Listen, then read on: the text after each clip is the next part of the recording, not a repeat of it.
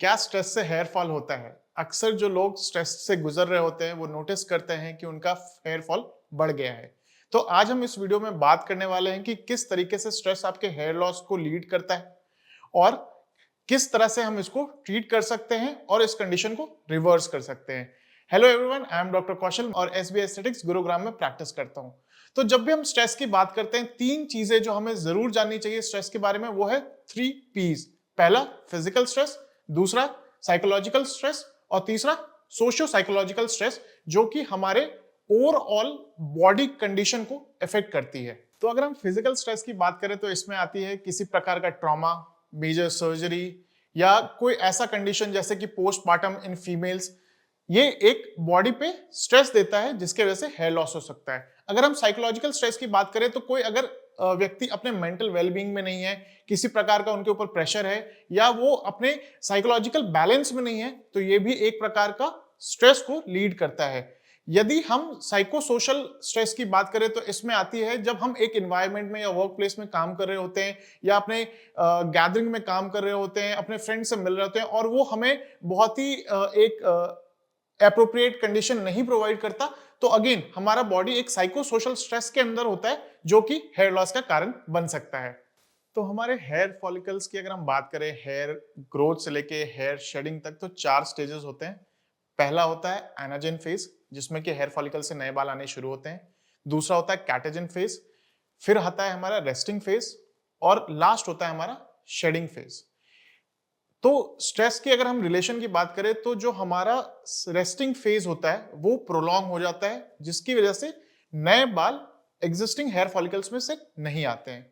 अगर हम main conditions की बात करें जो कि इंक्रीज हो जाती है हमारे स्ट्रेस के साथ, तो पहला उसमें आता है टेलोजन इफ्लिम।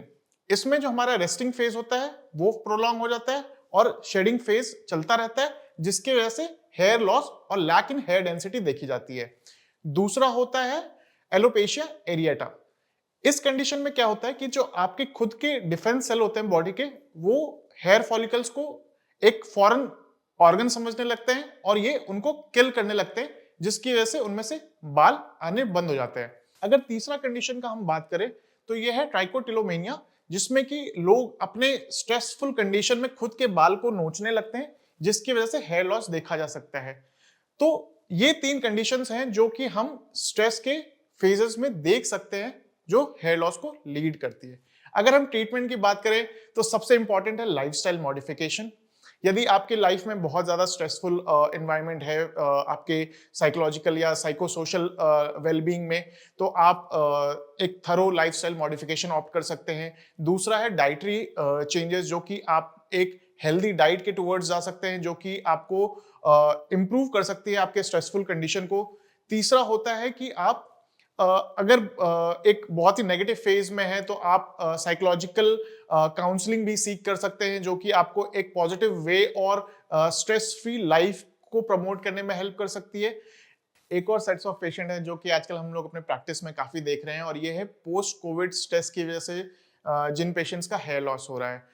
तो अगर हम ट्रीटमेंट की बात करें तो हम मल्टी मोडालिटी डिफेंस की बात करते हैं, जिसमें कि हम ग्रोथ फैक्टर इंजेक्शंस का यूज करते हैं, साथ ही साथ ओरल मेडिकेशन एडवाइस करते हैं, और थर्ड हम टॉपिकल सॉल्यूशंस देते हैं पेशेंट्स को लगाने के लिए। तो अगर हम ट्रीटमेंट की बात करें स्ट्रेस रिलेटेड हेयर लॉस की, तो इसमें मेनली 3 चीजें देखी जाती हैं। सबसे पहला, जो हमारे फॉलिकल्स रेस्टिंग फेज में है उसको वापस से एनाजेन फेज में कन्वर्ट करके हेयर ग्रोथ को प्रमोट करना, जिसके लिए हम ग्रोथ फैक्टर्स का इस्तेमाल कर सकते हैं। साथ ही साथ क्योंकि इन कंडीशंस में वास्कुलेचर रिडक्शन की वजह से डायरेक्ट न्यूट्रिशन नहीं प्रोवाइड हो रहा, तो हम ओरल और टॉपिकल मेडिकेशंस की मदद से डायरेक्ट हेयर फॉलिकल्स को न्यूट्रिशन और सप्लीमेंटेशन प्रोवाइड करते हैं, जिससे कि हेयर ग्रोथ प्रमोट हो।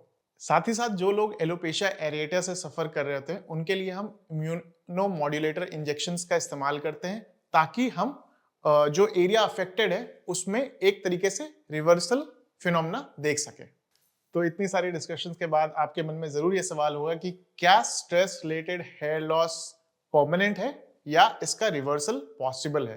तो यदि हम इस कंडीशन को अर्ली स्टेजेस में डिटेक्ट करके अगर ट्रीट करते हैं तो ये पूरी तरह से रिवर्सल पॉसिबल है इस चीज का। और साथ ही साथ जो हेयर फॉलिकल्स रेस्टिंग फेज में चले गए उनमें से हेयर ग्रोथ देखा जा सकता है। लेकिन यदि लंबे समय तक इस चीज को हम इग्नोर करते हैं और जिस वजह से आपको स्ट्रेस हो रहा है उसको हम रिमूव नहीं करते हैं, तो हो सकता है कि हेयर फॉलिकल का डैमेज परमानेंट हो जाए और ये आपको परमानेंट हेयर लॉस की तरफ ले जाए। आई होप ये वीडियो आपको इन्फॉर्मेटिव लगी होगी और साथ ही साथ आपको एक बेसिक अंडरस्टैंडिंग दी होगी स्ट्रेस रिलेटेड हेयर लॉस से। यदि आपको ये वीडियो अच्छी लगी तो जरूर हमारे चैनल को सब्सक्राइब करें, साथ ही साथ नोटिफिकेशन बेल पे क्लिक करें ताकि आपको रेगुलर अपडेट्स मिलती रहे। इस वीडियो को जरूर लाइक एंड शेयर करें ताकि और भी ऐसे स्ट्रेस रिलेटेड हेयर लॉस से अफेक्टेड लोगों को इंफॉर्मेशन मिल सके।